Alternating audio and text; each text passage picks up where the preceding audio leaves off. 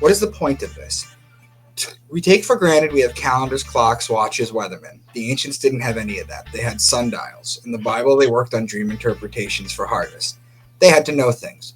They needed to know Taurus is when you put the plow on the bull and plant as above, so below. The Bible is an ink-coded farmer's almanac, and was the knowledge of staying alive the most important thing. They would look at the stars and see all the movement and make up stories about them and pass them down to their children, then them to their children, etc. Eventually, they learned how to write and wrote them down, and they evolved from Sumerian to Babylonian to Egyptian to Judaism in the Old Testament, then to Christians in the New Testament, then to the Quran, the Book of Mormon, the Gnostic text, the Colburn Bible, the Ethiopian Bible, the Apocrypha.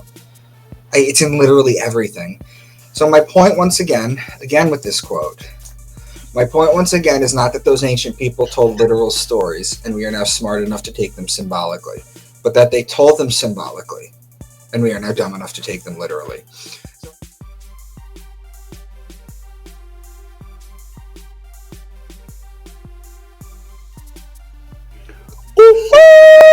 Yo, what's up, everybody?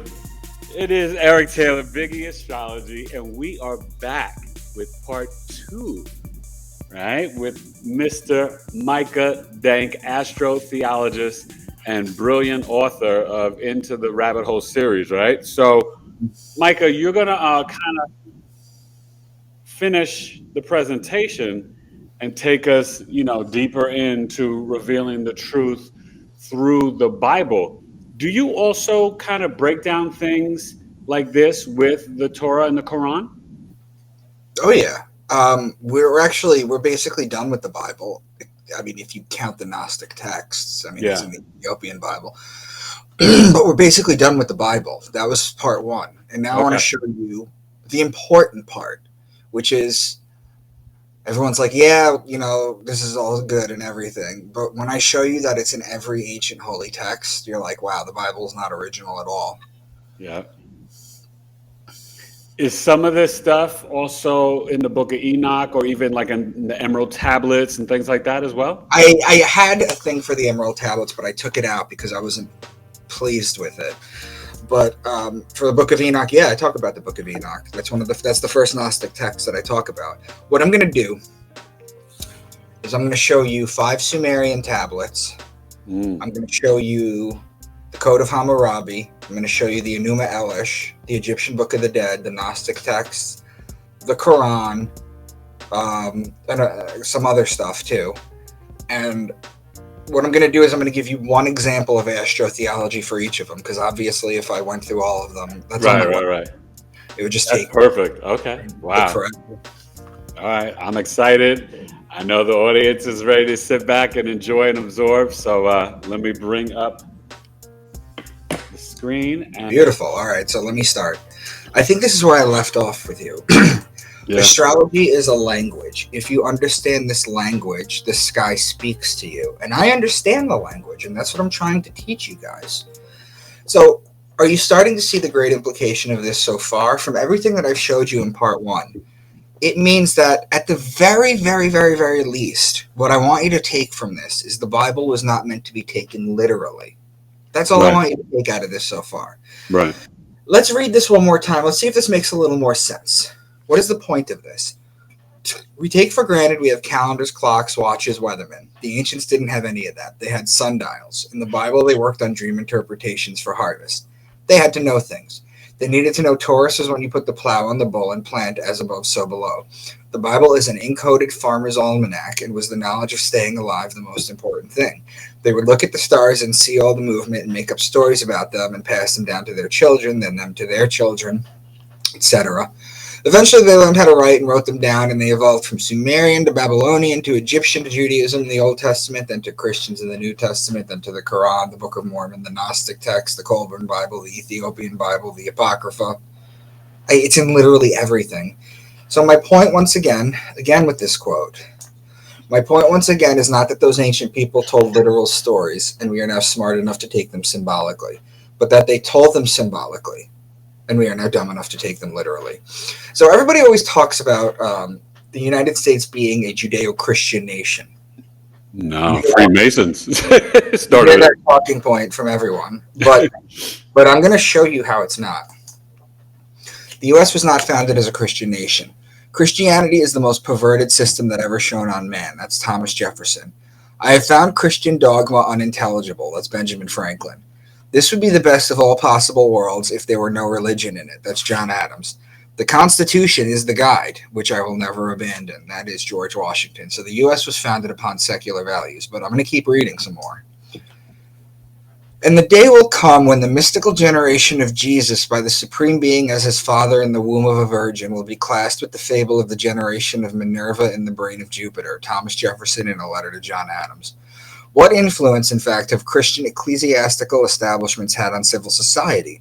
In many instances, they have been upholding the thrones of political tyranny. In no instance have they been sent as the guardians of the liberties of the people, James Madison.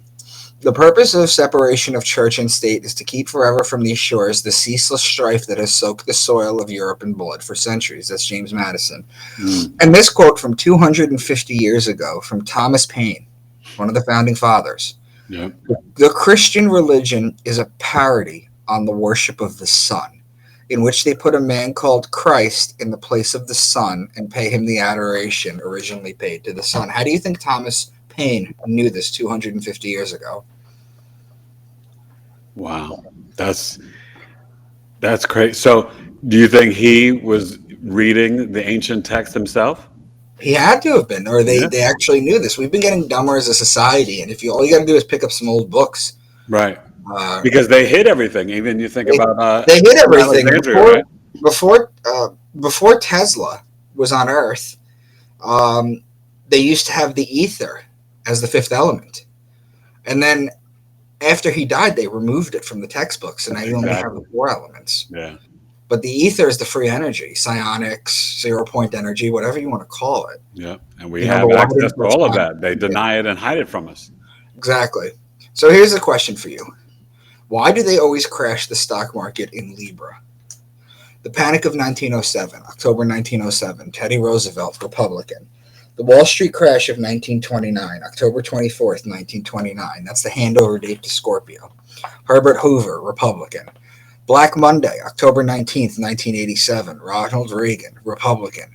Friday the 14th mini crash, October 13th, 1989. George H.W. Bush, Republican. Stock market downturn of 2002, October 9th, 2002. George W. Bush, Republican. 10% in most of the world's indices drop. October 24th, 2008 crash, handover date to Scorpio, George W. Bush, Republican. You seeing a pattern? Yep. There was why Libra? Well, Libra is the judge. We're being judged. We're being sentenced. We're being brought to judgment with our money. That's why they crash it in Libra. Incidentally, I don't have this on the next slide, but I had it in another presentation. The greatest point gains in the stock market of all time happened in its opposing sign, Aries, when things are starting to go up again. Wow. So the Roman Catholic Catechism 2116. All forms of divination are to be rejected, recourse to Satan or demons, conjuring up the dead or other practices falsely supposed to unveil the future, consulting horoscopes, astrology, palm reading, interpretation of omens and lots, the phenomena of clairvoyance, and recourse to mediums all conceal a desire for power over time, history, and in the last analysis, other human beings, as well as a wish to conciliate hidden powers. They contradict the honor, respect, and loving fear that we owe to God alone. So I've shown you the astrology that's in the Bible. Why would the Roman Catholic Church tell you that astrology is evil? Because they want to keep the power and not let us have access to it. Exactly. Right? And you know what's so funny? You have that famous quote with J.P. Morgan bragging, right? Like astrology is the language of billionaires. Oh, yeah. J.P. Morgan said that millionaires don't need astrology, but billionaires do. Exactly. And he said it very arrogantly. That's wild. Now, you remember this movie? Oh, yeah. Face Off? Yeah. It's about 25 years old. No, that was a classic, man. Yeah, it was a classic. Castor Troy? Nicolas Cage and his brother. What were their names? Is it Castor and Troy, right? Castor and Pollux Troy. That's Gemini. Yeah. What was Travolta's name? Oh, wow. That I don't remember. Sean Archer. And who's the Archer? Oh, my gosh. Sagittarius, the opposite. That's right. Okay. Wow. You guys see this? Okay. So I'm not the only one that notices this stuff. There No, are a and they ton put it through movies all the time. There are characters, a ton of them, in Harry Potter that are named after stars or constellations. You have Draco the dragon, Malfoy, Pollux Black, Sirius Black, Andromeda Black, Regulus Black, Arcturus Black, Cassiopeia Black, Orion Black, and Cygnus Black. What about this? Batman Begins. You know the star Algol, right? The demon star? Yeah, Taurus. That was when they had the Trump, the first attempt on Trump. It was right there, Mars, right? Uranus conjunction in Taurus, Algo in his 10th house. Right. Algol is always in Taurus. It's fixed in Taurus. Yep. But guess what? What is the character's name? The evil guy in Batman Begins. It's Ra's al Ghul. Oh, wow. So that's where they got it from. Remember this video, the Cranberry Zombie? No. You don't remember this? 1990 song video for the Cranberry Zombie. Here's Dolores O'Riordan. She's painted gold. Oh, like the group, the female group, the Cranberries. Yeah. Yes. I do remember. Oh, God. Yeah, I remember that. And her head dressing represents the rays of the sun. So she's portraying the sun. But is that it? Well, look at the next scene. The sun is actually on the cross. And there's Sagittarius right there ready to take her out. Wow. So they embed this stuff in music, in movies, in everything. They know this stuff. Yeah. But it's not just the Bible. If you don't know by now, the Bible is not original. You still might have doubts. Here's 6,000 years of ancient holy text. Going from 5 Sumerian tablets, the Babylonian Enuma Elish and the Code of Hammurabi, which is where the Jews get their punishment and code of ethics from, to the Egyptian Book of the Dead, to the Gnostic texts, all of them, to the Quran, to the Book of Mormon. I'm still working on the Apocrypha, the Ethiopian Bible, and the Colburn Bible, but they're all the same. So let's start with the Epic of Gilgamesh. Remember, I'm going to give you one example of each one of these. Okay.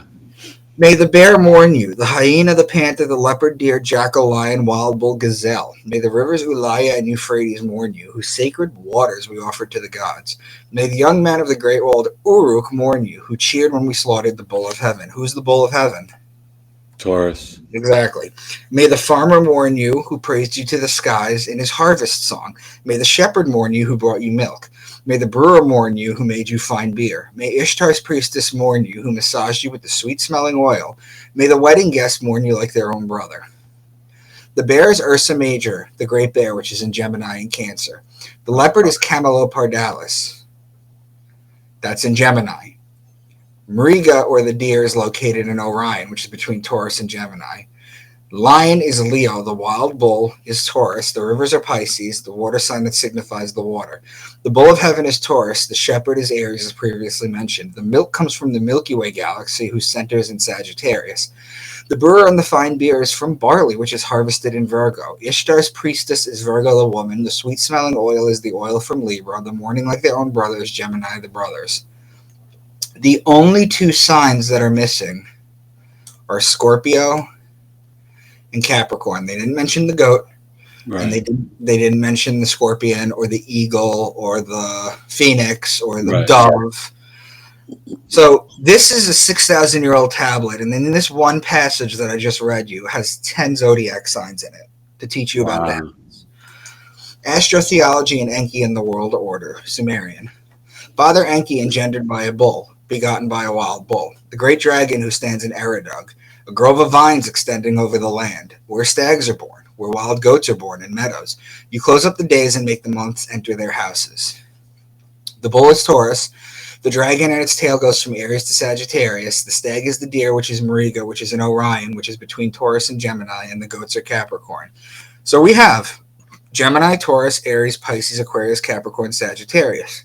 The months entering their houses speak That's of the birth chart, right? That's like the actual chart. When they say the houses, right? Right. Speak of the months being locked in their zodiac houses. So in this ancient Sumerian tablet, there are 7 signs, but they're also in a row.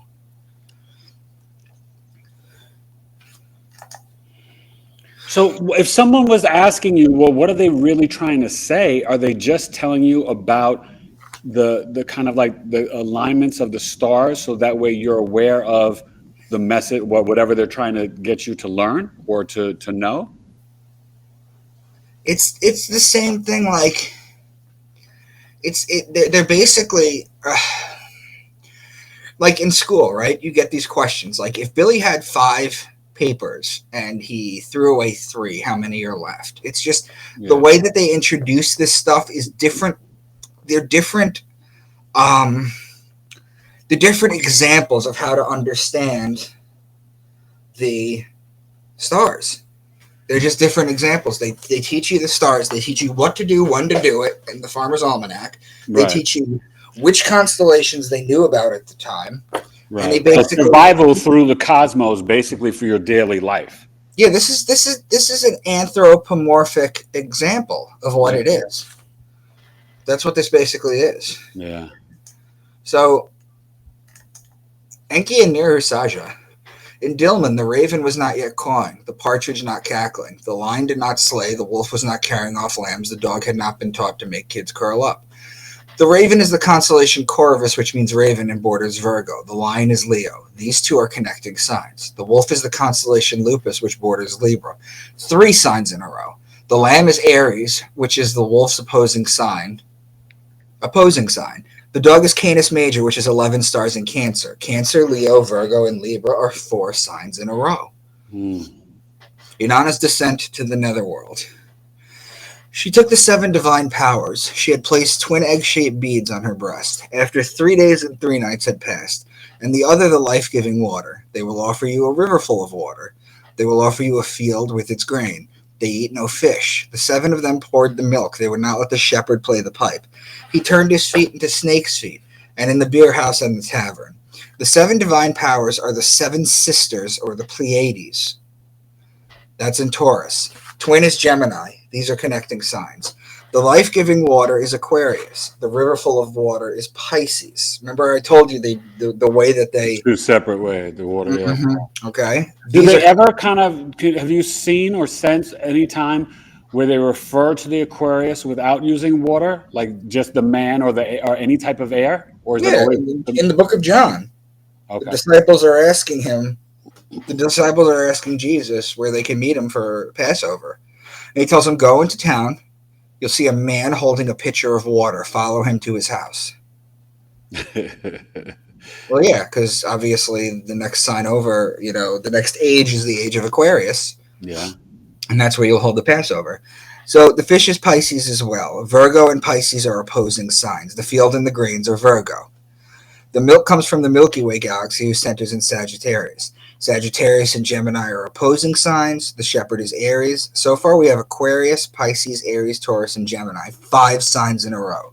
The snake is Ophiuchus, or more specifically, Serpens, which is the snake in Ophiuchus, which sits in sidereal between Scorpio and Sagittarius. The beer house is Virgo. So that's 7 signs on the table and 5 in a row.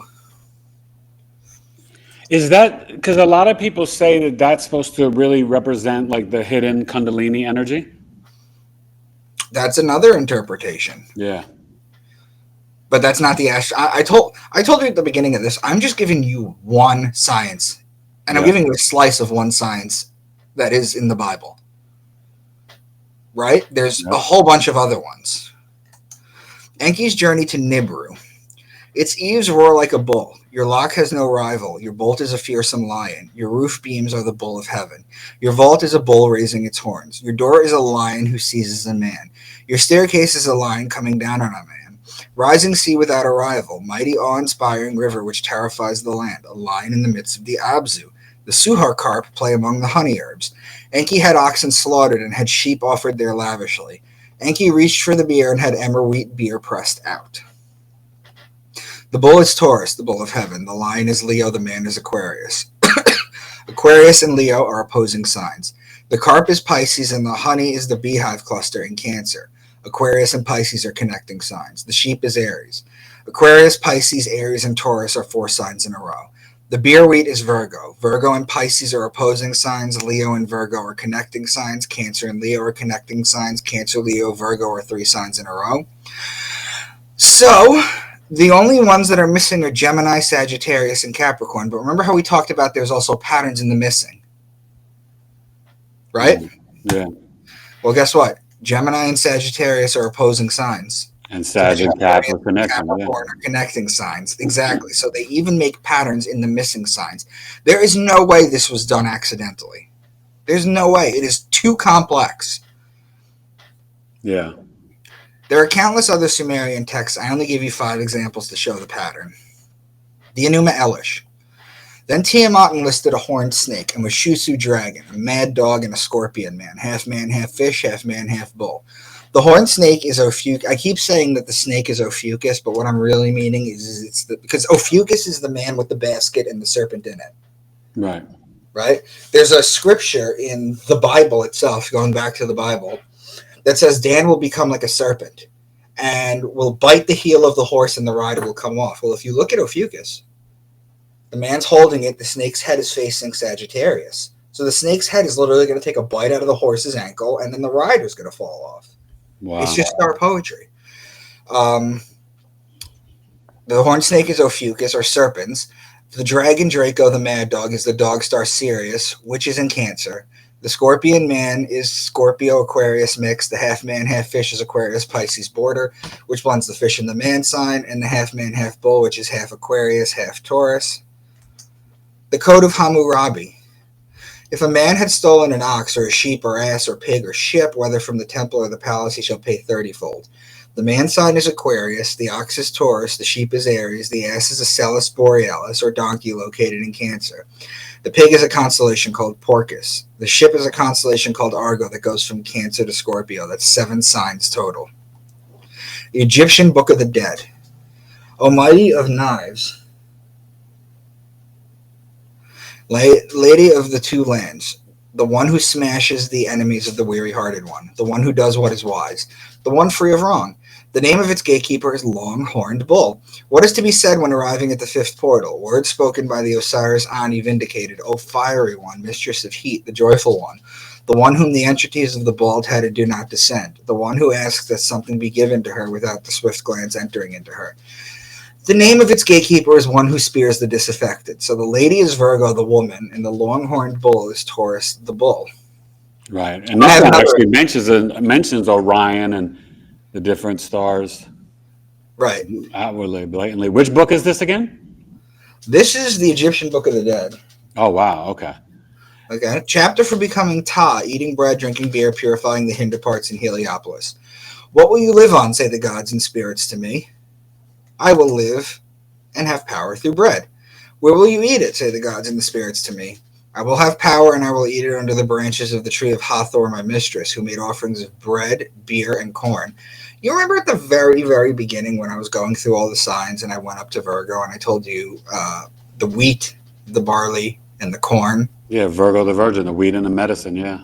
Right? This is the Egyptian Book of the Dead. So I did tell you that corn was harvested in the northern hemisphere during this, in Heliopolis. Those who are in Heliopolis bow their head to me, for I am the Lord, I am their bull. The bread, beer, corn is all Virgo when you harvest. The bull is Taurus. Heliopolis was the city of light in Egypt. That's where you went to get enlightened. That's when you went to get knowledge. It was called On. And that's why to this day, when you go into a room, in order to become full of light or enlightened, you have to turn the lights on because everything is spiritual and everything goes back to the previous stuff. The Book of Enoch. Semjaza taught enchantments. Armoros the resolving of enchantments. Barakiel taught astrology. Kokabel the constellations. Ezekiel the knowledge of the clouds. Sariel the course of the moon. I mean, they're openly talking about all of this stuff. You wonder why it's not in the Bible. And in those days shall the mountains leap like rams. That's Aries. And the hill shall also skip like lambs. That's Aries, satisfied with milk. The Milky Way galaxy whose centers in Sagittarius. The Gospel of Q. Give us our daily bread today. Which of you would give your child a stone if they ask for bread? Or would you give them a snake if they ask for fish? The bread is Virgo. The snake is Ophiuchus or serpens. And the fish is Pisces. Pisces and Virgo are opposing signs. Everyone who divorces his wife... Okay, so this is another example, too, of the Gospel of Q. Everyone who divorces his wife and remarries is unfaithful to her. And whoever marries someone who's divorced is unfaithful, too. Which of you, if you had 100 sheep and lost one of them, wouldn't leave the 99 in the hills and go after the one that got lost? Divorce, marriage, court, law is all Libra. The sheep is Aries. Those are opposing signs. The Secret Gospel of John. Sophia saw what her desire produced. It changed into the form of a dragon with a lion's head. So the dragon goes from Aries to Sagittarius. The lion's head is Leo. Part of the dragon is Aquarius, and Aquarius and Leo are opposing signs. The Gospel of Thomas. Let me ask you a question. Why is the dragon connected to Aquarius? Because the dragon goes from Aries to Sagittarius. Right. And the other way around, not going forward. Right. But it's Aries, Pisces, Aquarius, Capricorn, Sagittarius. Okay. So it's going the other way around. It's following as if it was an age. It's not following as if it was right, because the ages exactly. So yeah, we're leaving the Piscean age. We're in the age of Aquarius now, right?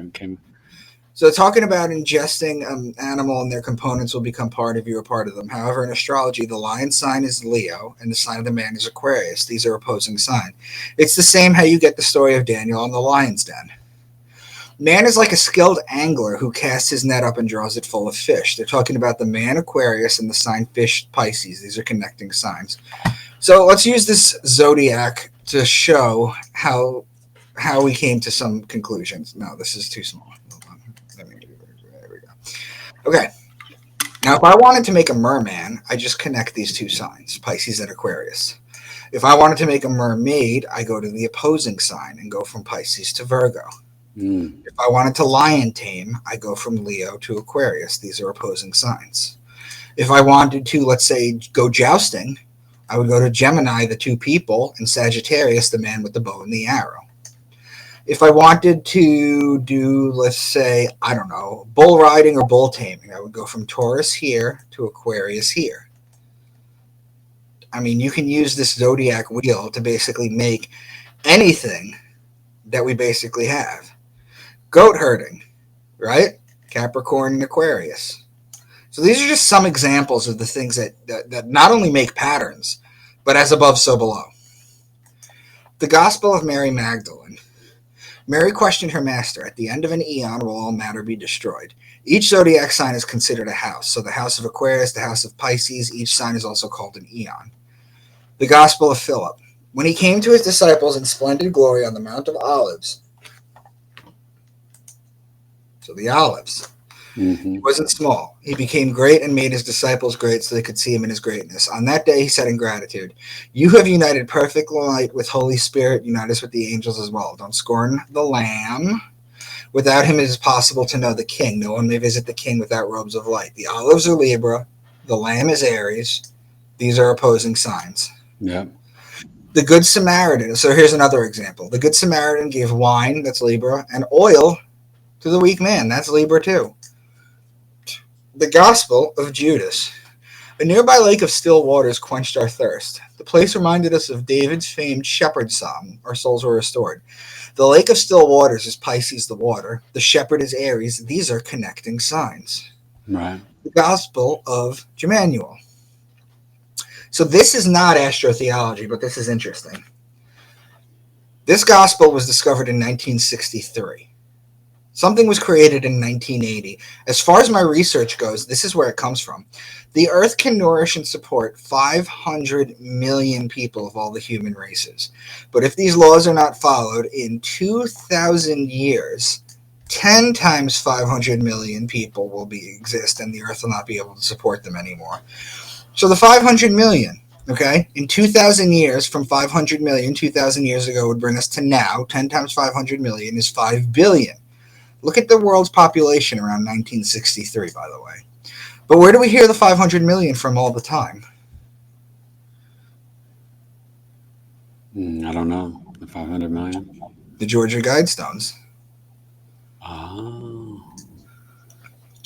But we're now, headed towards 8 billion. I mean, and of course. Well, that's also, there's no way to prove that.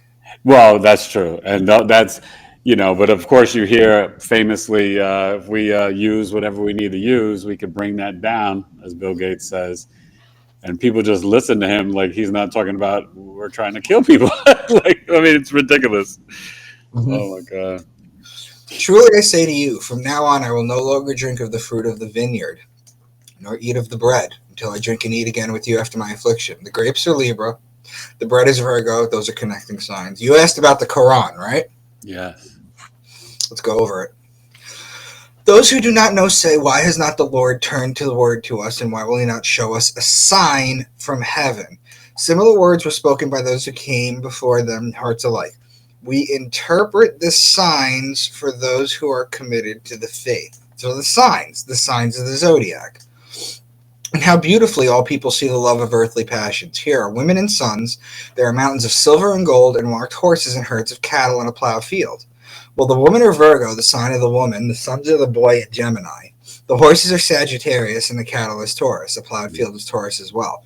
Taurus and Gemini are connecting signs, and Gemini and Sagittarius are opposing signs. Yeah. Verily, in the creation of the earth and sky, and in the change of night to day, here are the signs for those who have intelligence. The signs. And among them are those who only pretendingly listen to you. We put a cover on their hearts so they would not understand it. And we cover their ears with deafness. And even if they see all the signs, they will not believe them. I mean, it's unbelievable how just wide open they're literally talking about this. I mean, this book, people are literally killing each other over it. Here's the one who brings down water to you from the sky. Remember Shemin, right? Semen? Yeah. And with it we give plants of all kinds to grow, and with it we grow shoots of cereals. From them we grew grains, sitting in an ear of dents side by side. From the date palm its ovaries, bunches of fruits hanging low, gardens of vines, olives, and pomegranates, which in many ways are so similar yet so different from each other. When fruits appear on them, rejoice in how they are poured and ripen. Truly in this are hidden signs for those who believed in God. Well, what are the hidden signs? Well, the grains are planted in Taurus, then April showers bring May flowers, water from the sky. The grains grow, reap in Virgo, gardens of vines and olives. Grapes and olives Libra, are placed in Libra. Virgo and Libra are connecting signs. And whoever wants to own a beautiful garden of date palms and vines, which is washed by abundant streams, where for his pleasure all kinds of fruit, while old age befalls him, and the children are weak, so that a fiery whirlwind falls on the garden and swallows it to ashes. So the Lord explains his signs to you so that you can understand. The vines are vineyards in Libra, and the streams are the streams in the water signs of Pisces and Aquarius. I mean, that's the Quran. That's the Quran with Astro-Theology. Now, we talk about the 72 virgins, that a lot of the people who go around killing people think they'll be martyred and they'll have 72 virgins in heaven. However, there is a star called 70 Virginis, which borders Virgo. That's the 70.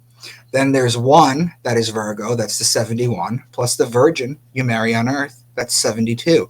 Those are the 72 virgins that you get. It's all astrology. And I'll have Muslims come to me and they'll say, well, you can have multiple wives. And it's true. In the Quran, you are allowed up to 4 wives. But the caveat is that you have to be able to afford all of them. And most people cannot. Yeah. The Book of Mormon. Nevertheless, I went forth, and as I came near unto the house of Laban, I beheld a man, and he had fallen to the earth before me, for he was drunken with wine. Yeah, and I also thought that they could not keep the commandments of the law according to the law of Moses, save they should have the law. Both wine and lawly things take place in Libra. Yeah. And after the house of Israel should be scattered, they should be gathered together again, or in fine, after the Gentiles had received the fullness of the gospel. The natural branches of the olive tree, or the remnants of the house of Israel, should be grafted in or come to the knowledge of the true Messiah, their Lord and their Redeemer. Therefore remember, O man, for all thy doings shall be brought into judgment. The olives take place in Libra. The judgment takes place in Libra. And I looked, and I beheld the Lamb of God. He was taken by the people. Yeah, the Son of the everlasting God was judged by the world, and I saw him bear record. The Lamb of God is Aries. The Son of God, or Son of Man, is Aquarius. Judging takes place in Libra. Libra and Aries are opposing signs. My point, once again, is not that those ancient people told literal stories, and we are now smart enough to take them symbolically, but that they told them symbolically, and we are now dumb enough to take them literally. So that's 6,000 years. Now, The German philosopher Arthur Schopenhauer once said that all truth passes through 3 stages. First, it is ridiculed. Second, it is violently opposed. Third, is accepted as being self-evident. Do you understand the great implication here? What is more likely, that all the Western ancient holy texts that we take for granted are living, breathing books, that Revelation keeps coming true, or that the ancient elites have encoded all our texts this way and are tailoring events that people can interpret as coming true? Yes. Because if they already have the books, then you can orchestrate events that make the books living and current at this time. I mean, It's a playbook for the elites. Basically.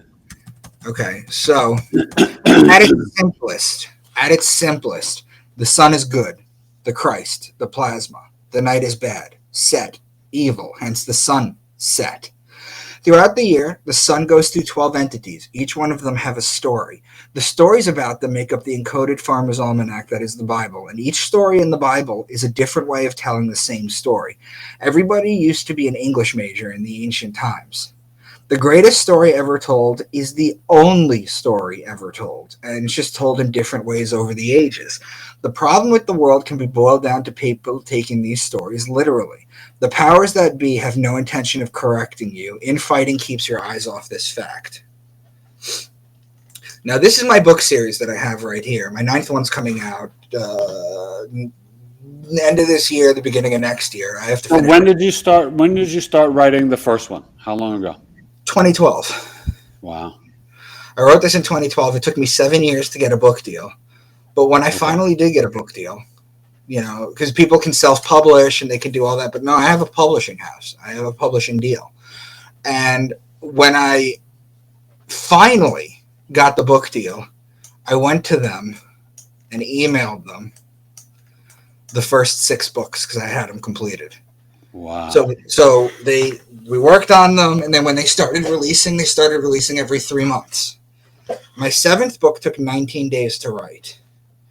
Really? Wait, so if it took 19 days, do you think that you were writing it, or was it sort of like kind of like you're getting these downloads and it's like just like you're channeling it? It's a combination of both. Yeah. When you write a book, and it's a fiction book, right? When you write this is like 1984 meets Dan Brown's Da Vinci Code. Yeah. When you're writing these books, okay, you have to understand that it is basically you're hallucinating what's going on.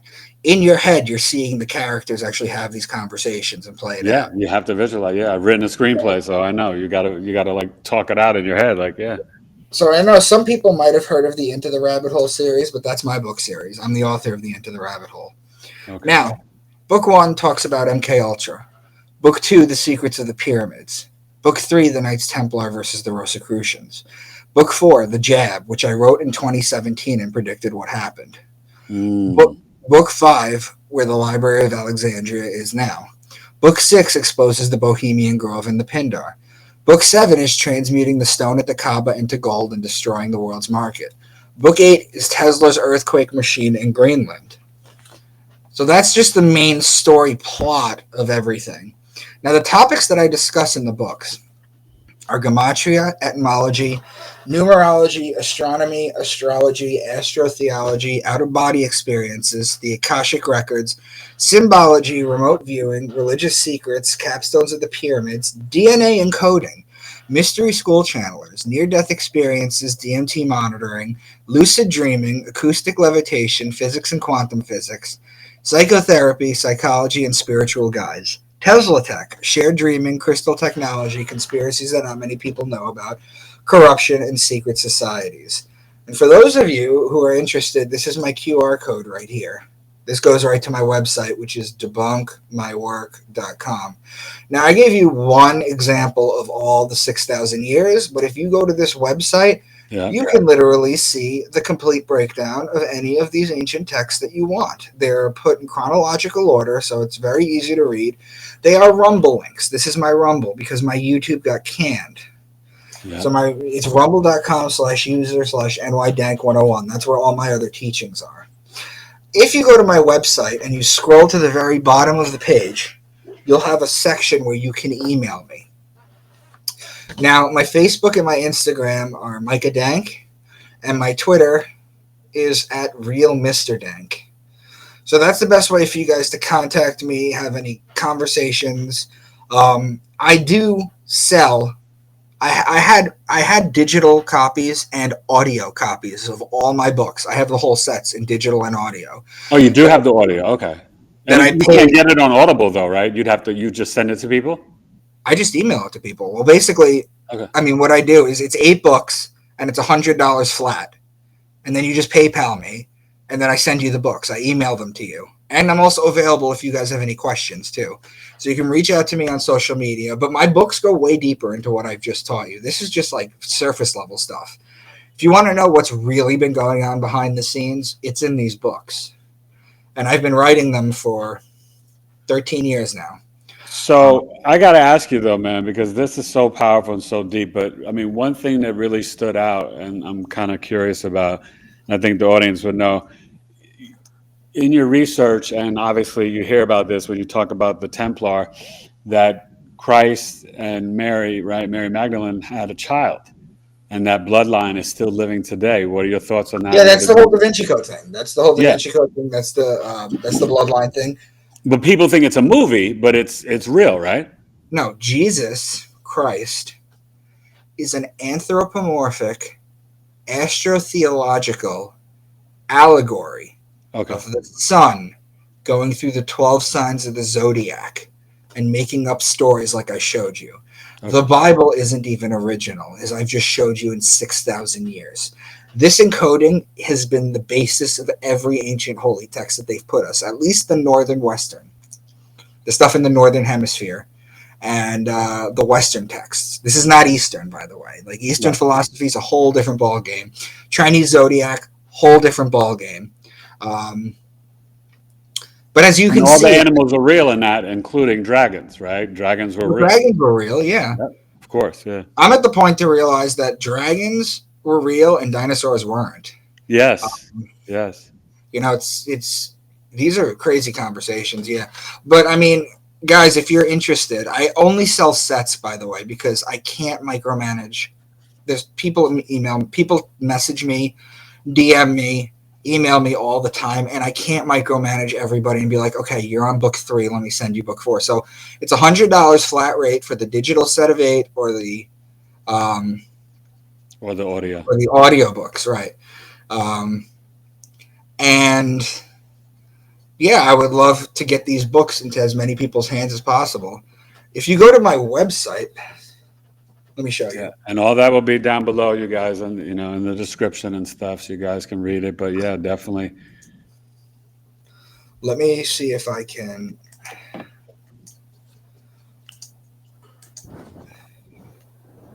Are you sharing something else? Yeah.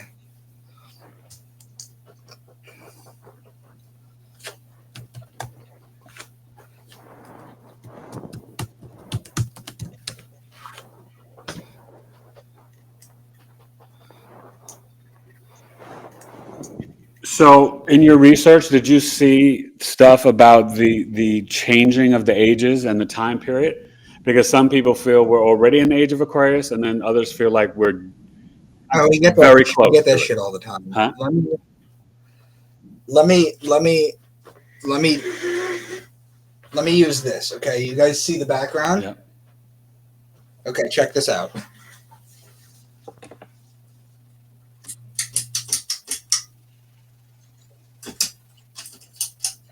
Is that better? Yeah.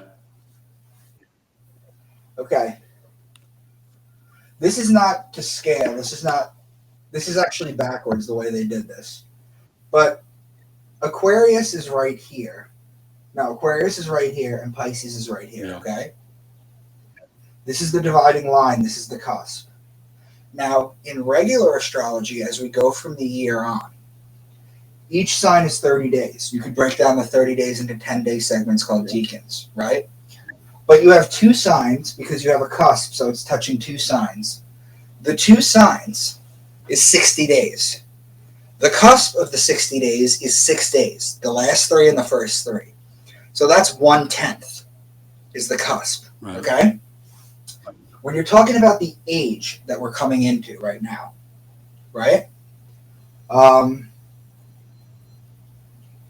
Each age is 2160 years. That's each sign. Well, now you're going to double that because you have two signs. So that's 4,320. But we need a tenth of that to show the cusp. That's 432, which is harmonic frequency. Oh, yeah. 432. You know? So the cusp age that we're going into is a 432-year blending period where we're seeing the age of belief and religion going out. The age of illusion, confusion, and deception and Piscean. That's why all the structures and systems are falling. And the truth is being revealed because in the age of Aquarius, all these lies will not hold up. Exactly. We're in a blending period.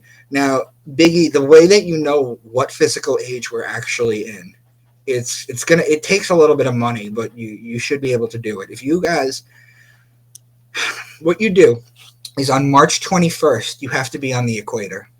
Okay? You have to be on the equator on March 21st because that sunrise on March 21st, the sun is going to be in front of a sign.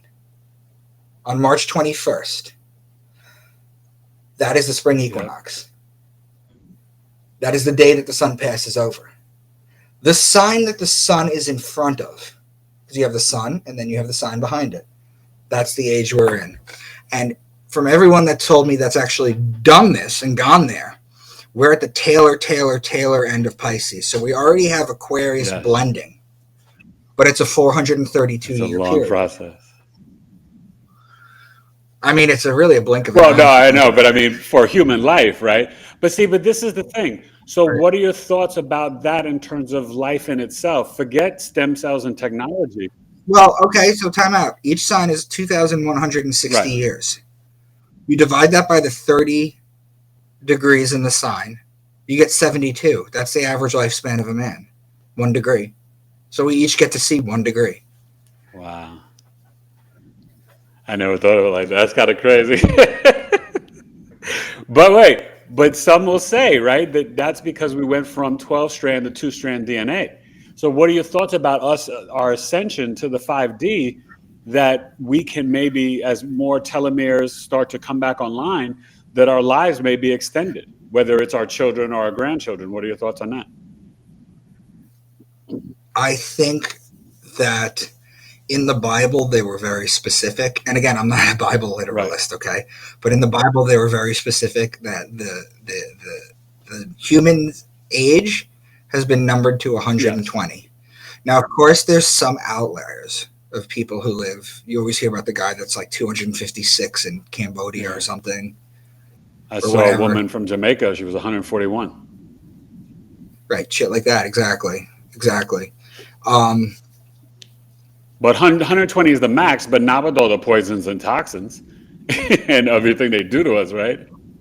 I think that the Anunnaki limited us to a short lifespan because I think that humans, in the Bible, it says there used to be giants in those days. And the reason we invaded Iraq, I don't know if you guys know this, has nothing to do with didn't they have the Nephilim in the ancient artifacts? In the WikiLeaks dump of Hillary Clinton's email, she referred to the fact that they found Gilgamesh's tomb, and it was 11 feet tall, and they found Nephilim bones. We went to Iraq, and then a month later, that burial site was completely taken over by the military. This stuff was real, guys. So I'm not saying the Bible is not real or you can't get real out of it. All I'm saying, Biggie, is look what I found. Yeah. That's what I do. I go into channels and I say, look what I found. My website is debunkmywork.com. It's kind of tongue-in-cheek, but at the same time, I'm like, yeah, well, explain this then. Explain all these connections I made. Explain this. And I've been going around looking for people who can debunk it, and it just doesn't happen. So then what are your thoughts? And if people come to you and say, well, what about the Ascended Masters? That people say Jesus, Yeshua, and Buddha are from literally Dog Star Sirius, things like that. The Jesus Christ of the Bible did not exist. Right, but let's say the Christ consciousness does exist. The Christ. When you meet these entities, Jesus, Buddha, they come to you as avatars that are familiar to you. You don't want a biblical angel just showing up. It'll scare the shit out of you. Do you know what I mean? What they actually look like? They've come throughout the ages to try and help elevate humanity. That's what they try to do. And they come to you. That's why so many Christians are like, well, I saw Jesus. Yeah, but you're not understanding what I'm talking about. But you're not understanding the bigger picture. That the Christ consciousness, the, what's it called? Oh, Da Vinci's Jesus. Are you talking about the chrysalim oil? And in terms of... Well, yeah, you have to learn how to rise the oil. And that's the anatomical version of how to read the Bible. You have there's a very real oil that gets released into your body, and then it comes down your spine. And if you know how to get it back up, you'll have your explosion. That's Ezekiel. Let me show you. Hold on. Okay, you're going to share something else? Yeah, I'm going to share something else right now. Just bear with me a second. No, that's okay. But you know what? I also want to ask you too about Black Moon Lilith, because supposedly it's in an older Bible. I think once in the book of Isaiah that it was supposedly Adam's first wife, but it really speaks of the divine and dark feminine. So I want to see what you think. Well, if you're talking about Adam's first wife, you're talking about Lilith. Yeah. And Lilith, the mother of the demons. The reason Lilith was left out of the Bible is because they don't want you to know is that the divine feminine is what created life. You know how they show you Wonder Woman, right? Wonder Woman is based off of Artemis. It was based off Artemis. Artemis in the Greeks was called Diana. That's why Wonder Woman's name is Diana, because she's based off of that god. That's how women used to do. If you look up something called, and I'm forgetting my words today for some reason, parthenogenesis, that's what it's called, parthenogenesis. You'll learn that women used to have spermatozoid that they could make in their bone marrow, and they would self-impregnate back in the day. Wow. Women I've heard of that before, but I didn't. Well, you can look at the Y chromosome and see that it's clearly disappearing. The Y chromosome is clearly disappearing. It's just a notch. But yeah, no, the women and in the Egyptian times they understood it because they always showed the women holding the men like this. They were equal. And the Jews in the New Testament, in the Old Testament, what do? Eve is the cause of all sin. Women are the cause. Women are secondary. The patriarchal system. They demonize the woman, yeah. But the woman is the portal. And it's funny what you were saying about the 20 years, because that's always what I show my clients. That's the first house. So the first house in the rising sign ascendant, right? When you're born, the sun is rising, or the constellation rising on the eastern horizon. That makes your ascendant. The first house is 0, 12, 24, 36, 48, 60, 72, 84, 96, 108, 120. That's the 120 years through the first house, the portal of the mother's womb. Right, exactly. And there's another thing they don't tell you is our gestation period is 9 months. Our gestation period is 9 months. It's not a full year. Right. You're missing those minerals. That's what you need to get in your body for health. Bioplasma, yes. Through no fault of your own, in case nobody knows what we're talking about, through no fault of your own, when you're born, depending on what zodiac sign you're in, you're deficient in 3 minerals. And if you buy something called bioplasma, they're minerals. You can't overdose on them. You just take the minerals every day, and then, I mean, if you want to share this real quick, share my screen. I can take. All right, what do we got here? Okay, so we got the Lascaux Caves 40,000 years ago. Here we see, right. I have to get my marker again. The Lascaux cave paintings 17,000 years ago. World's oldest cave paintings show humans understood complex astronomy 40,000 years ago. Now, these are just websites, right? These are just websites. These are just articles, right? But here's the thing. The Lascaux caves go back 17,000 years because what happened was there were these teens in Lascaux, France. That's why they're called the Lascaux caves, by the way. Nothing special about it. But they went into this cave, this specific cave, and they went to the back of it. They explored it. And when they went to the back, they saw this, or something. They saw more than this. But basically, you have the bull here, and you have the many faces of the lion here. And they realized quickly this was Taurus and this was Leo. So they were like, oh shit, what do we do? So they called an astrologer, or an astronomer. I'm sorry, they called in scientists first to come in and carbon date the wall. They took some of this stuff off right here and they carbon dated the wall. And it came out to about 17,000 years. Now, Christians will come out and tell you that carbon dating is inaccurate. And they're actually correct. Carbon dating is inaccurate. It can't tell you for millions and millions of years. It doesn't do that. Yeah. What it does, though, is it is accurate up to 50,000 years. And I don't even need it accurate up to 50,000 years. I don't even need this to come out to 17,000. What I need to show you is older than the age the Bible says it is. That's all it needs to do. It needs to be 6,001 years old, basically. So what they did was they called, after they carbon dated it, and they were like, wow, they called in an astronomer who has a computer. And what they did was they rewound the sky back in Lascaux, France, 17,000 years. And they printed it out and they superimposed it onto the wall, and all these constellations lined up to where they were drawn on the cave. In fact, on June 21st, which is the summer solstice, this only happened on June 21st, right? Right. On June 21st, the sun would actually come into the cave and illuminate off the back of the wall. So it was a man-made cave. They understood it 17 years. And if you look at this, the Enuma Elish, the Babylonian creation epic, 1894 BC. He, Marduk, constructed stations for the great gods, fixing their astral likeness as stars of the zodiac. He determined the year, and into sections he divided it. He set up 3 constellations for each of the 12 months. Now, if we're talking about the King James Bible that a lot of Christians are going to want you to obviously call, first of all, King James was a homosexual demonologist, and I put his demonology book right here, which you can actually find on Amazon. The King James Version is wildly inaccurate. Let's talk about the King James Bible. King James, who was a homosexual demonologist, commissioned William Tyndale to translate it to English. Look at what Thomas More tried to do down the road, and ask yourself why the Supreme Court of the United States comes back in session. Why do they hold a mass to venerate St. Thomas More, who's the patron saint of lawyers? Go deep dive into that.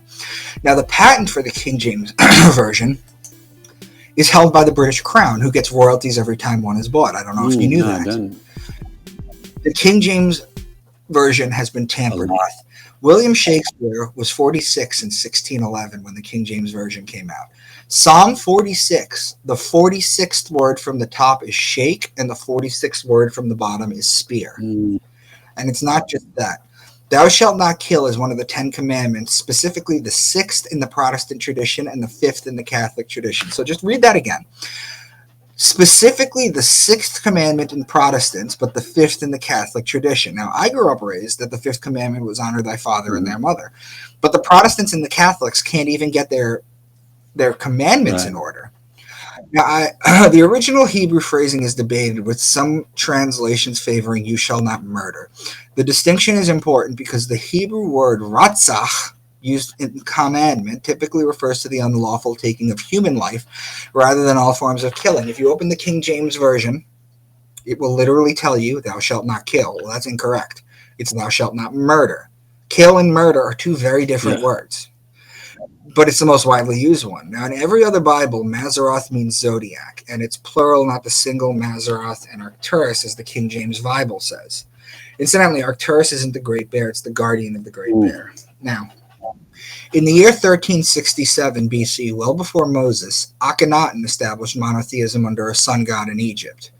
Abraham, as the story goes, started the one true God belief, but that's just not true at all. In fact, during this time period, there have been found plenty of fertility gods and goddesses dug up in current times that the Jews have made. In fact, Moses is a character who's based on 2 Egyptians. He is based off Akhenaten, who's the basis of Moses, but he gets his name from Tuthmosis, hence Moses.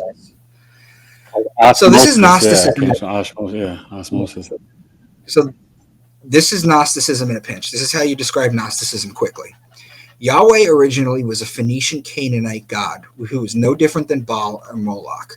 The Jews are henotheistic, not monotheistic, meaning they chose one God out of many, as we just learned that monotheism was created by Akhenaten in 1367 BC. Also, that's why God is such a jealous God in the commandments. Genesis 6:7, I will wipe from the face of the earth the human race I have created, and with them the animals, the birds, and the creatures that move along the ground, for I regret that I have made them. Isaiah 45:7, I form light and create darkness. I make well-being and create calamity. I, the Lord, who does all these things. God commands Abraham to sacrifice Isaac. Incidentally, this is the genesis, the beginning of the conflict between the Arabs and the Jews. Abraham had a wife, Sarah, who was barren. God told him to knock up his servant. He had a son named Ishmael. God then unbarrens Sarah at 90, and they have a son, Isaac. The Muslims claim Ishmael was to be sacrificed by Abraham. The Jews claim it was Isaac to be sacrificed. Aside from this, God demands a blood sacrifice, but stops it at the end. Through Abraham's faith, God allows the sacrifice to be transferred to animals, specifically rams, bulls, goats, or Aries, Taurus, and Capricorn. Aside from that, Genesis 8:21, and the Lord was pleased with the aroma of the sacrifice from Noah. The Lord smelt the burning flesh and was pleased. So he's a very deviant God. He's a very angry, jealous God. Yahweh, he right? loves the flesh, right? So this is where the demiurge comes into play. That this wasn't the one true God, but a lesser God, one that had a bloodlust, sacrifices and all the blood spilled. The perfect red heifer that needs to be sacrificed, upon which the third temple can be built, and all the animals sacrificed by the Jews. The Catholic with their transubstantiation, that they are literally eating the body and drinking the blood of Christ. Then there's the blood of St. Januarius, refers to a vial of what is believed to be the blood of the martyred Bishop St. Januarius, preserved in the Naples Cathedral. A recurring event known as the miracle of liquefaction, involves this dried blood miraculously turning to liquid on specific occasions throughout the year. The Christians who constantly say that they are covered in the blood, or that the Savior's precious blood saved them, these are all demonic blood rituals. People have no idea what they're reading when they read the Bible. The liquefaction of St. Januarius' blood is a recurring event. Traditionally occurs 3 times a year. On the Saturday before the first Sunday in May, commemorating the transfer of his remains to Naples, on September 19th, his feast day, and on December 16th in Thanksgiving for averting the 1631 eruption of Mount Vesuvius. Failure to liquefy is a really bad omen for Catholics. So the Catholics, right there, you're looking at cardinals, and you can tell by the way they're dressed in red. The cardinals are checking to see if the blood liquefies. It's all blood related. So Jesus disappears at 12 and comes back as 30. This has been a subject of great debate, but the answer is quite simple, actually. What happens to a young Jewish boy at the age of 12? He becomes bar mitzvahed. He becomes a man. Well, a lot of people will sit there and tell you that, your bar mitzvah is in your 13th year. Correct. But the bar mitzvahs usually happen in the spring and the summer. And for somebody who is metaphorically born December 25th, he's still 12. So Jesus becomes a man and leaves to study. He starts his ministry at 30, but why? The ancient Jewish religion has roots in Saturnalia worship. Right, and the Saturn return is like around 29, and 30 becomes. Yeah, this is why their day of rest is the Saturday or the Saturn day. So why 30?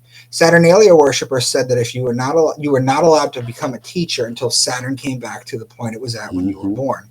It just so happens Saturn takes 30 years to come back. That's why he disappears at 12 and comes back at 30. It's really not hard. So this is what I wanted to show you. This is actually what I wanted to show you. So let's look at this real quick. God is the sun. Akhenaten said so. Christ is the sun. God is the sun. God is Christ. This is Ezekiel's vision. 32:30. So it's 32:30. And the 30th line, he gets to see God. This is what is known as an oraphim. This is what the angels actually look like. And there's been videos that keep getting taken down on TikTok of what they actually look like because we have cameras that zoom in this much at this point. Look into the P1000 Nikon camera that was taken down because it was showing. Right, and that's how they were looking at the moon and seeing like it was hollow and all that stuff. Didn't they say the ancients remember a time before the moon? That's a whole other story that I haven't really. But if you look at this, what's to the right of him? Well, this is a lion, this is a man, this is a bull, and this is an eagle. This is the four-headed animal. This is known as the tetramorph. It's right next to Ezekiel on the vision. Yeah, Taurus, Leo, Scorpio, Aquarius. Exactly. It's right there. So this is Ezekiel's vision. This is what it's all showing you right here. So we know that the biblical flood never occurred because there were great civilizations thriving during that time.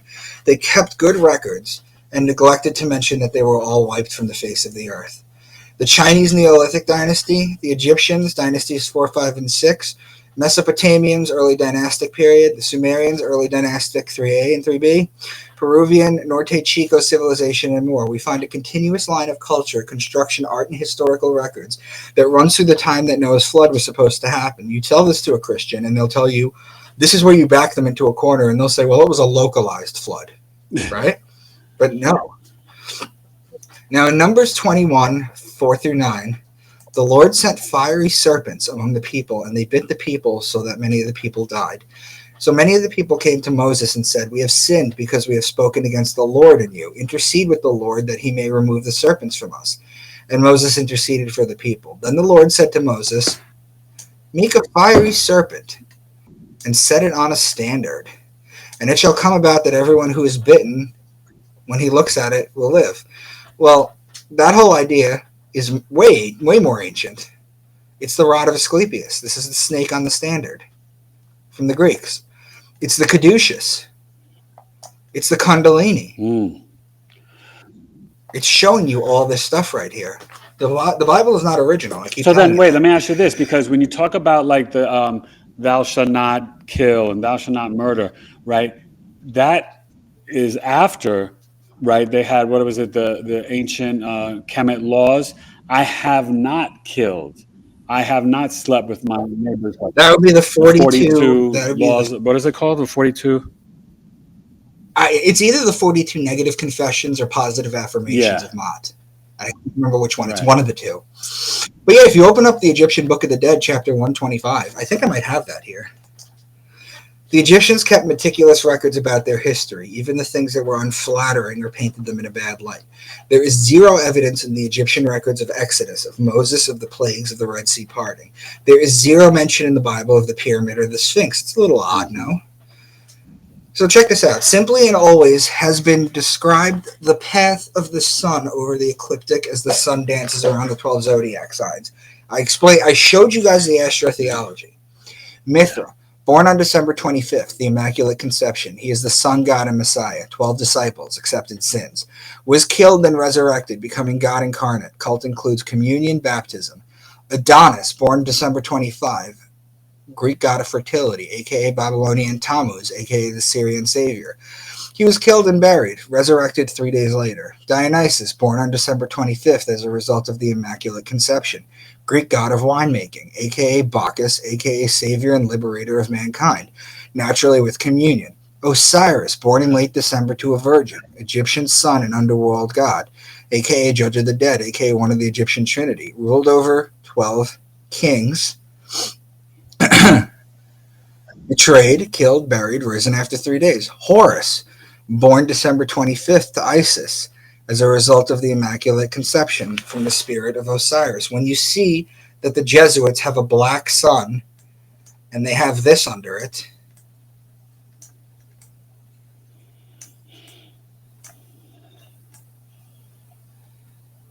right? Mm-hmm. They have the black sun and this is under it. Well, this is Isis, Horus, and Set. That's what it goes back to. So, God of the sun and the light, one of the Egyptian trinity, embodied the resurrection. I mean, these are all the same stories. Here's chapter 125, Egyptian Book of the Dead, the declaration of the innocents before the gods of the tribunal. O swallower of shades who came forth from Kernet, I have not slain people, becomes thou shalt not kill. O doubly evil one who came forth from the Brucerite gnome, I have not had intercourse with a married woman. Thou shalt not covet your neighbor's wife. O he who prospers the common people who came forth from Asiut, I have not cursed a god. Thou shalt not take the Lord's name in vain. 3 of the 10 commandments are mentioned here. The rest can be found in the 42 positive affirmations of Mott, which is in the Egyptian Book of the Dead. El Azarus is Osiris, whom Horus raised from the dead. The Greek name Lazarus equals Eliezer in Hebrew and means whom God helps. It is a strange coincidence, firstly, that the person whom Jesus resurrects happens to be named whom God helps. And secondly, that Eliezer, breaking down its original components in Hebrew, El-Azar, closely resembles a combination of the Semitic word for God, El, with the Egyptian name for Osiris, Aser. The story of Lazarus is not an original story either. The story of Lazarus goes back to the Egyptians. This is why this is so important too, by the way. The sun tells the hour of the day. The moon tells the day of the month. The zodiac tells the month of the year. It's a perfect calendar. And to me, only a creator could have done something like that. This doesn't happen by accident. It's perfect order. Yeah, it's divine order. Yeah. Right. The ancients used to worship the turtle. They used to worship the turtle. You know why? Because if you count this, 1, 2, it has 3, the moon 4, cycles. Yeah. 5. There's 13 in the middle, and there's 28 on the outside. Yeah. It's the moon cycles, correct? Yeah. Moses goes up to the 10 Commandments, and when he comes down, he sees them worshiping a golden calf. The sun is the gold, and the calf is the bull in Taurus. They were worshiping the sun in Taurus, whereas they are the Jews, or the people of Aries. So Moses breaks the commandments, becoming the first lawbreaker because he broke the law. Mount Sinai, incidentally, is a combination of two Sumerian words. It's not a Hebrew word. It's a combination of the words sin and Ai. Sin means moon god, and Ai means mountain. It was the mountain of the moon god. Why? Because this volcano, when they went in there, and it is a volcano because he went up there, he heard a bunch of thunder, which is voices, remember? And then when he came down, his face was glowing. It's because of the lava. It was from the heat. And the reason it's called Mount Sinai is because the moon would come up from behind it, and that's where they thought it came from. The ancient Egyptians used to worship the sun in Taurus, hieroglyphs of the bull with the sun between its horns right here. The Jews are the people of Aries. That's why they blow the ram's horn on the sky during the holidays. The Christians are the people of Pisces. That's why they have the fish, the Jesus fish is shown. This is also why Jesus is able to fill the mass with 2 fish. Exactly, look at this. This is the Vesica Pisces. Here's one fish, and here's the other fish.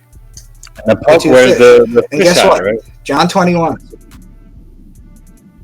Exactly, the mitre. It goes back to Dagon worship, yes. So Simon Peter climbed back into the boat and dragged the net ashore. It was full of large fish, 153.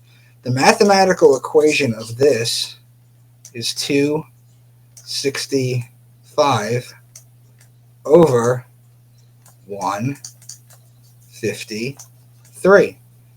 That's a numerological breakdown. But that was the age, right? And then so that was the age of Pisces, the Jesus fish. So you had the Egyptians in Taurus, the Jews in Aries, the Christians in Pisces, and then now the One World Religion headquarters set to open next year because they're trying to merge everything because they don't want you guys to know certain things that I talk about in my book, like how the Catholic Church created Islam specifically in order to get Jerusalem back from the Jews. Now, this is the Synod of Jamnia right here. And I pulled this right here, this little thing right here, comes from the Encyclopedia Britannica. And if you read the Encyclopedia Britannica and they talk about the Synod of Jamnia, they'll tell you that in the 1st century, so in 100 AD, they had this meeting. It was a synod. And what they did was they had a bunch of rabbis and politicians get together because the Bible wasn't canonized. What does that mean? The books were read all out of order. So the book of Job, for example, how it's not the first book, even though it should be the first book because it's the oldest book in the Bible by far. But no, it's way later in the Bible. Genesis is the first book. They had to canonize this. And while they canonized this, something interesting happened because it's 30 years prior to the synod. It was 70 AD, around the time of the destruction of the Second Temple. And what happened was there was a gospel that came out, the Gospel of Mark, which came out in 70 AD. And they were deliberating whether or not to put the Gospel of Mark in the Old Testament or make a completely new one. And that you see what they ended up doing. So I found this to be so fascinating when I studied this. A study by Dr. Heidi Yellen. You know how they tell you don't mix fabrics or you should kill yourself? Right, like you don't mix linen and wool. Right, check this out. A study by Dr. Heidi Yellen suggested that the fabrics in our wardrobe influence our well-being in ways we never imagined. Grounded in bioenergetics, the study reveals that everything vibrates at its own unique frequency. Yellen found that everything, including fabrics, has a unique vibrational signature that can influence our energy. Dr. Yellen conducted her research with the Ag Environment Machine, a unique instrument that she used to measure the frequencies of fabrics. The study indicated that the frequency of a healthy human body rest is 100. So that's homeostasis, basically. When the frequency decreases below 100, it can imply a disruption in the body's natural balances, potentially leading to various physical and psychological symptoms. The study suggests a relationship between fabric frequencies and human health. Human frequency fabrics like linen, hemp, organic cotton, and wool impart energy, while low-frequency synthetics might drain it. Linen fabric, as ancient as civilization itself, is the standout fabric in Yellen's study with a staggering frequency of 5,000. This is significantly higher than the human body's frequency, which averages around 100. Linen's high frequency suggested that it could impart energies to the wearer, potentially boosting vitality and well-being. Historically, linen has been revered for its healing properties, often used in bandages, linen sheets, and clothing for its natural resistance to bacterial growth and fungi. Like linen, wool resonates at a frequency of 5,000. Organic cotton stands out with a frequency of 100. Silk, a fabric known for its luxurious texture, was measured at a frequency of just 10. Rayon, another fabric examined in this study, was recorded at a frequency of 15. Synthetic fabrics like polyester, acrylic, and nylon with a 0 frequency. When fabrics are mixed together, even if both are positive, it cancels out the 2. So we just learned this now. Now, if you read Leviticus 19:19, nor shall a garment of mixed linen and wool come on you. Deuteronomy 22:11, thou shalt not wear a garment of diverse sorts, as of woolen and linen together. So they were telling you way back then. It's incredible. Like, that's why I tell people, high vibrational clothing. It's the same thing with colors and sound. Everything has frequency and vibration. Right. Oh man, this is something, man. So let's talk about Genesis 32:30. And Jacob called the name of the place Peniel, for I've seen God face to face, and my life has been preserved. Well, Peniel is just pineal. This is the eye of Horus right here. Your third eye. Now, this is the pineal gland right here. Right here. That's the pineal gland. And this, the eyebrow, is the corpus callosum. Now, in many Buddhist traditions, 49 days is the total mourning period, with prayers conducted every 7 days across 7 weeks. These Buddhists believe that rebirth takes place within 49 days after death. The Jews have a 49-day time period called Lag BaOmer. It's the counting of the Omer. 49 years is also called a Jubilee. The Catholics have a 49-day period called the Pentecost. This is after Easter and when you get your communion confirmations done. Well, it just so happens that now we know through sonograms that the pineal gland becomes visible on day 49 of gestation. Okay, so that is the day, that is 7 weeks, that is the day your soul enters your body. Now, here's the thing. A lot of these Christian states out there, or a lot of these people are trying to cap abortion at 6 weeks. And I think that at the very top of the thing, they know that if you get an abortion before your soul enters the body, you're not karmically responsible for it. But once the soul's in the body, you have done a great injustice. Wow. Now, if I were to show you this, hell is the flaming inferno, right? They try and tell you this is what hell is. Hell is the flaming inferno. Well, Eric, how do we detect pain in our body? Through the nerves. The nervous system, the brain, the spinal cord, nerve endings, and the neuron, right? So all this goes away when you pass. So let me ask you a question. With all this gone, how are you going to feel pain? How are you going to burn? Because the truth of the matter is, what they don't want you to know is that hell is actually a place on earth, and it's called winter. The idea of a fiery pit where you burn for all eternity is ridiculous when you think about it logically. Hell is actually winter on earth. Why? It's cold. The vegetation and beautiful flowers and plants are dead. The trees shed their leaves and bear no fruit. It's freezing cold out. People tend to get sick more often. Dangerous animals, if they're not hibernating, are starving and scrounging for food. It can be dangerous for you. Now, the Italian word for winter is inverno. All you got to do is flip a letter, inferno, and pervert its meaning, and you get the concept of hell. This picture right here is Dante Alighieri's The Divine Comedy. Satan's in the bottom level of hell. What do you see? Does it look like South? Does it look like the equator in the summer? No, it's completely freaking frozen. It's completely freezing. Dante knew that hell was winter. Hell is winter on Earth. They tell you this in the Bible. Do they not say there will be gnashing? There will be wailing and gnashing of teeth. When do you chatter your teeth? You're freezing. Summer or the winter? Freezing cold in the winter. Like we did little kids in New York. Right? Yeah. Wow. So Satan and Lucifer. Satan doesn't exist. He's not a red devil with a tail and a pitchfork. In fact, in the earliest paintings of him in the 900s, he was actually blue. In fact, that's where you get the Duke blue devils from. Oh. In Hebrew word for Shaitan, Satan is Hashatan, which literally translates to adversary. In proper context, two competing sports teams are Satan's to one another. Adversary, yeah. Lucifer, competitor, yeah. Lucifer, he's known as the light bringer. Genesis 1:3, and God said, "Let there be light." How can there be light without the light bearer? Lucifer is immediately mentioned in the Bible, if not by name, but by action and purpose. Lucifer is also known as the morning star. The morning star is known as the planet Venus. The reasoning is that if you go out and look at the sky just before sunrise in the east, you will see a bright light directly above it every single day. That's Venus. It announces the arrival of God's only begotten Son, the light of the world, every day. Lucifer is also known to have a pentagram. That's his symbol. Continuing with Lucifer as Venus, if you follow Earth and Venus's orbit around the Sun in a year at a time, they almost connect at 5 points. And this is what it looks like. You connect the 5 points, you get the pentagram. It's astrology. Yeah. Now, Venus has a deep cycle.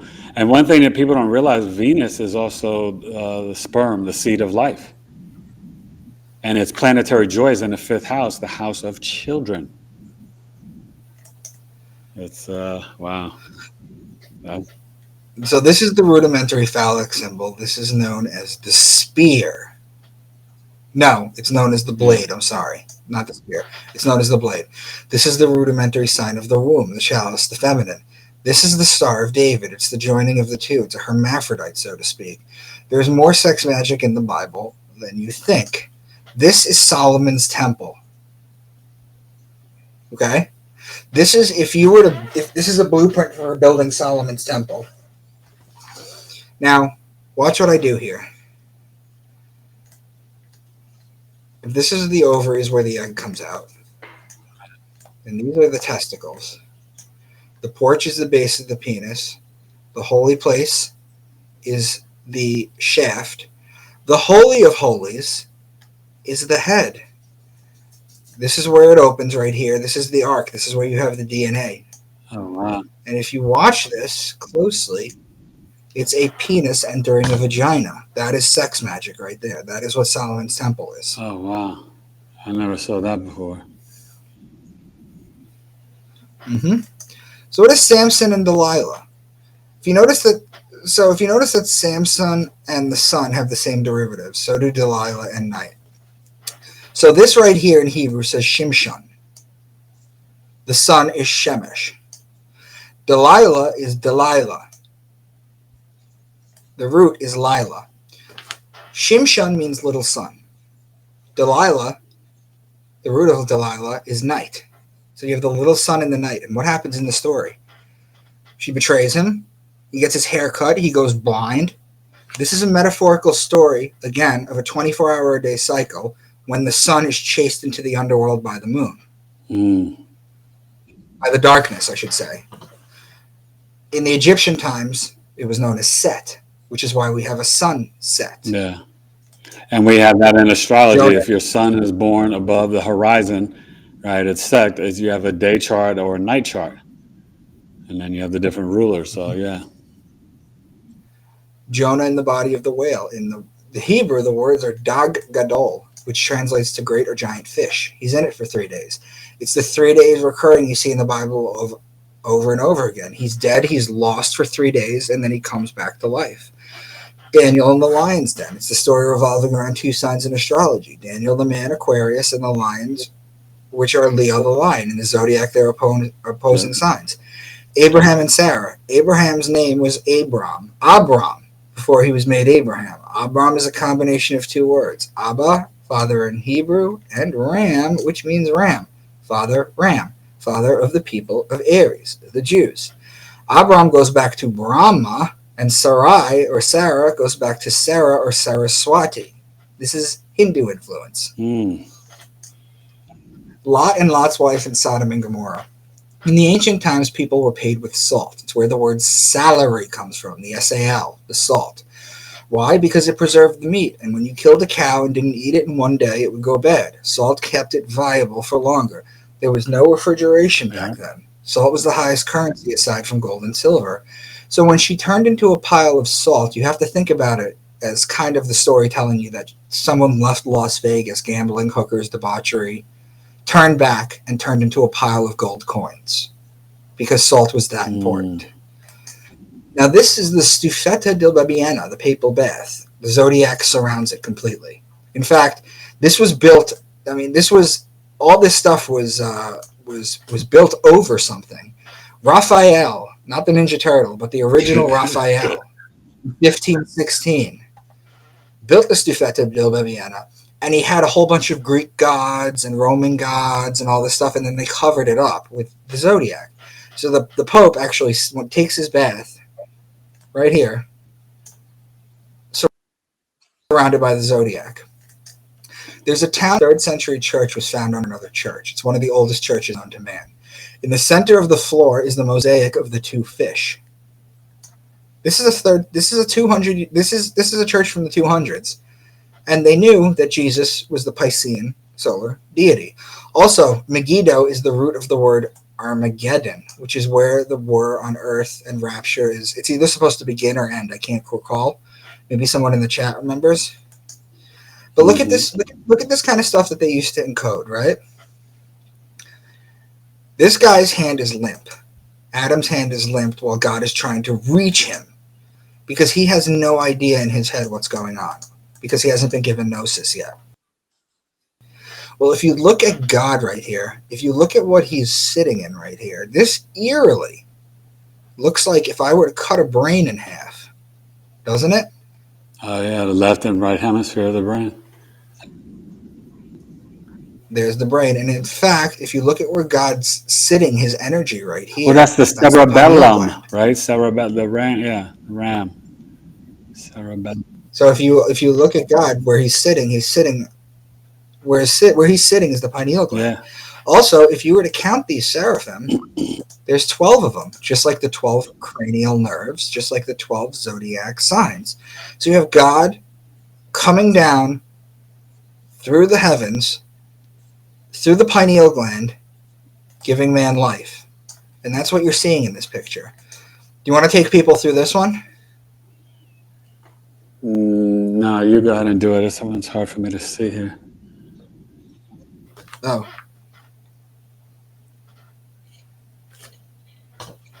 Is that better? No. So you have spring. You have spring. Yeah. Summer. Fall. Wow. And winter. Aries begins the year because the green, that's when the snow melts and then everything is lush and then the greens come back. And they totally perverted the calendar, right? Because primo, marzo, right? That's the number one. Aries should be, right, the first month of the year. This is Aries right here. They're showing you all the way on the left. No, I'm just saying, right? Like, because you think about like September, right? October, that should be the 8th month. November. But they screwed that up. But you also have to remember too, Eric, is that the zodiac signs don't line up with the months. Oh, no. Yeah. The zodiac sign, like the beginning of Sagittarius, is not December 1st to December 30th. They don't line up. So the older zodiac calendar actually supersedes this new bullshit one that we have. Yeah. So this is the green, and then right here is Gemini. He's showing you he's the twins with his two hands. And then you have Cancer, and then you have Leo right here. And what is Leo doing right here? Right here, he's pointing to her Adam's apple that she doesn't have to show that she's Virgo. Look at it. He's pointing to her Adam's apple. That's Virgo. And here's the sun. Here's Libra right here, the scales of justice holding them out like this. I mean, there's just so much that these ancients knew. Wow. So this is actually kind of funny. Mother Mary is Virgo the Virgin, Yep. the holy vagina that was worshipped. In fact, I posted this exact picture on Facebook a few months back, and I got banned from joining live groups, from going live or joining groups, because the bot flagged this as porn. Oh my God. Even though this is actually, this is the woman, this is the chalice, this is the Virgin Mary. Yeah. Okay, so did we go over this yet? No, I don't think so. Okay. Yes. So let me actually use this. So the lamb is Aries. Then the bull is Taurus. Then the donkey is Salus Borealis, which is in Cancer. The camel is Camelopardalis, which is in Gemini. That's 4 signs in a row. All right. You have Sagittarius right here, the horse. You have the wise men bringing frankincense and myrrh, which are olive plants. That's Libra. You have, again, baby Jesus, the sun behind his head. Right? Yeah. The man sign Aquarius. The woman sign Virgo. This is the manger. The manger has to do with the beehive cluster. That's what it used to be called. This is the North Star. I mean, it's all right there. All these. Honey, you said the major is that with the beehive cluster. That's Cancer, correct? Yes. Okay. So,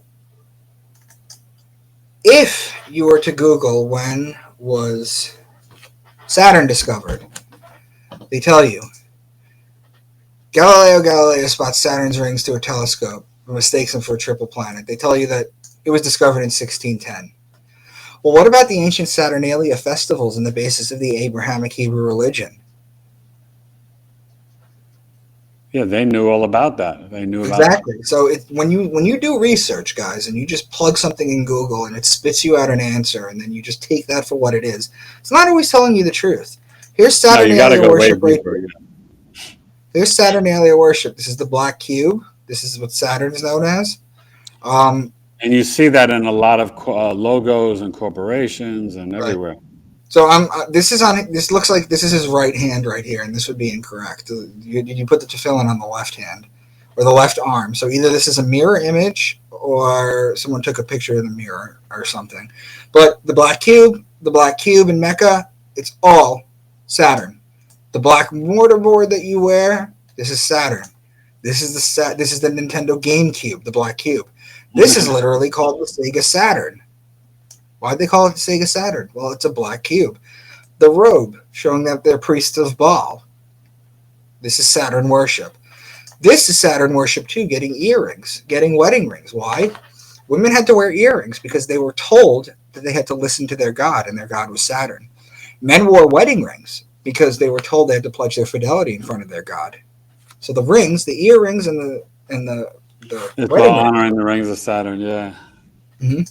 This is Göbekli Tepe right here. And right around here, I believe, don't quote me on this, this was an astronomical observatory. Now, what they've done since then is they've uncovered all this.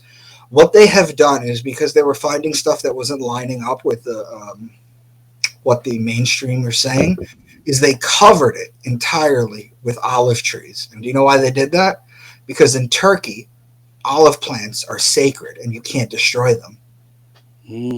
So they covered up Göbekli Tepe with olive plants. This is Stonehenge. It's the same thing. It's an astronomical observatory. This is the Sphinx right here. This is the paw, the right paw. Under it is the Hall of Atlantis. But, okay. There's also an entrance to the Sphinx right here. I don't know if you can see that, but that is another entrance. There's one at the top, there's one right here, and there's other ones too. But if you look at this part of the Sphinx right here, which was on, it's smooth on the back, and it shouldn't be smooth because it was being covered by sand whipping into it for thousands of years. That's how when we discovered it, it was only its head. It's been excavated since. So why is it smooth on the back? Well, the last time there was water that ran over it was 12,000 years ago. Now, 12,000 years ago, if this Sphinx was looking out into the sky like it was, 12,000 years ago, the Sphinx would have been facing the constellation Leo. Oh, wow. Yeah.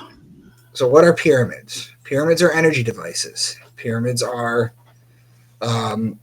they're energy portals. There was a man in the south, I think in Georgia, who had a farm. And what he did was he put a pyramid on there. And he obviously still planted in there and everything. But what he found was that inside the pyramid, when it was time to harvest, the stuff in the pyramid, within the pyramid, grew 4 times as fast. So these are energy portals. Yeah. Here's another astrological thing, the Antikythera mechanism. This is what they found in a Greek ship right here. This is what it looked like. And it actually was a complex star navigation system. It was actually a way to understand the heavens, too. Why is January 1st New Year's Day? Neil deGrasse Tyson has gone on record saying that nothing happened special on January 1st or December 31st. He's wrong, and I've tried to call him out on it. Something interesting happens. It's our new year in the world because at midnight on December 31st, if you look up as high as you can in the sky, you'll see Sirius at its apex. Yeah, that's what I tell people. Dog Star Sirius. That's why they named it the holiday, when the real holiday is the equinox. Right. Well, did you also know that if you follow Sirius from its height straight down, follow it straight down, you get Earth, and then if you follow it straight down again, you get the Sun. That specific drop that shows the alignment we show as the ball dropping in Times Square. Oh, wow. That makes so much sense now. Yeah, but I figured that out a couple of years ago about Dog Star Sirius at the top. Like in the birth chart, you would have it at like the 10th house, the top of the chart. Exactly. All right, we're getting there. So this is a post from Twitter from this really, really radical, like one of the people who's like, look up at the sky, we're being taken away any minute. Church, don't be discouraged. The real Feast of Trumpets is actually today for us. The new moon needs to be in the constellation of Libra. This is going to happen on September 19th at 1:20 a.m. Israel time, so it would be at 6:20 p.m. EST for us. Please keep praying and keep looking up. So it's okay for them, the Christians, to use astrology to their advantage. But when I look at it and I use it, suddenly I'm the devil. Well, I think it's fascinating, right? Because the Jews and the Muslims, they base all their holidays off of the lunar cycle. Check this out. Abu Dawood. It is suggested that the Prophet Muhammad stated, whoever seeks knowledge from the stars is seeking one of the branches of witchcraft, that of which is inherently forbidden in Islam. Why do the Muslims and the Catholics with their Catholic Catechism 2116 not want you to know anything about astrology? So the Lord explains his signs so that you can hear. I mean, they literally openly talk about it. Especially this. Here's another one. The Book of Revelation. Opening up your third eye, Christ consciousness, chakra, yogas, reincarnation, astrology, numerology are all part of the New Age deception. Stay far away from them. I mean, they couldn't have been shown to be more astray. The swastika, right? It was a Hindu symbol. Right? So about this. The swastika, if you read Wikipedia, again, do deeper research. If you read Wikipedia, for example, talks about its origin of ancient times, from ancient religions and its peaceful meaning. Again, tweak it a little and pervert the meaning, and you get the modern day peace that we see that will never be reclaimed as a peaceful symbol. You remember Inferno? You just flip a letter and pervert the meaning? Yeah. It's the same thing with the swastika. You take the swastika, you mirror image it, and you pervert its meaning. But it goes further than that. The swastika isn't Buddhist or Hindu, Babylonian or Sumerian or Syrian. It's actually astrology. This is the oldest swastika that we have found. It is 17,000 years old, and it's from the Ukraine. What is the swastika? Well, you take the Big Dipper on the solstices and the equinox, and you rotate it around Polaris. Oh. Yeah, I thought it was connected to the seasons. That's great. Whoa. Mm-hmm. Now we're getting there. So this is the flower of life, the ancient symbol. If you want to learn about sacred geometry, Yeah. The Ancient Secret of the Flower of Life is a great place to look. Also, what Terrence Howard is doing, where he's talking about how this is a 5D lattice structure, and then he just shows these little internal things as projected. Super, super fascinating. It's not talked about in this book, but this book right here, The Ancient Secret of the Flower of Life, is brilliant. It gave rise to spirit science. I don't know if any of you guys... Do you think they really try to censor him, or do you think he's really is he being like controlled or manipulated, or is what he's saying or what he's doing? I mean, I worked with him on films years ago, and I just Did you really? Yeah, we worked on Sunset Park and The Best Man together. Yeah. He was actually a real smart guy. I think he's absolutely brilliant. Yeah. That being said, I don't think he's right about everything, but Right. I'm not, so who am I to say? I like what he's doing. He bringing attention to Walter Russell's the periodic table of elements. Right. Where he's showing it as a sine wave, and then everything can become one of... It makes even so much when he talks about the math, like with the numbers and it's fascinating. I mean, I think to me, I respect anybody that's willing to push the envelope and kind of get people thinking in different consciousness, and also to see where we've been lied and deceived. Exactly. Every aspect of our lives. I mean, every aspect. So this is thymine, cytosine, and guanine with the phosphate backbone. This is the DNA. But if you were to take a section and cut it like this, you'd get the flower of life pattern. This is how cells divide in order to become a human being. Right? Now, through the different DNA, if you cut off the top, it shows different cymatic patterns that it does. In fact, if you're talking about cymatic patterns, the music industry took us out of 432. Look at this harmonic pattern. And put us into this bullshit 440. And there were people that after the Rockefeller Institute instituted this, there were people that actually tried to still record in 432. See if there's a pattern with the people that I mentioned. Lennon, Joplin, Hendrix, Cobain, Winehouse. It's sad. It's really sad. And I think of that. I also think about Club 27, when Mars matures. Yeah. And you got Hendrix, Cobain, Janis Joplin, Morrison. Morrison was another one. Look at this. This is what Emoto did. Dr. Emoto did. He said thank you to water and then froze it. He said wisdom to water and froze it. You're familiar with this, right? Oh, yeah. You got to talk positively to your water. The world is 3/4 water. We're 3/4 water. Exactly. But check this out. There was a woman that went into church. And like this. She went to the pew. She had a little box of sand that she put next to the pew.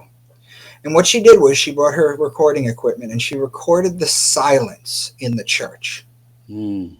She recorded the silence, and then what she did is after a little bit, she stopped it and recorded over it again and layered it and continued to layer it. What she found eventually was that the sand started splitting into cymatic patterns just based off of the silence. Now, if you look at this one right here, which was the church that I just showed you, that's the cymatic pattern it did. And this is the church stained glass window. Oh, wow. So who do you think in the ancient times knew to do this?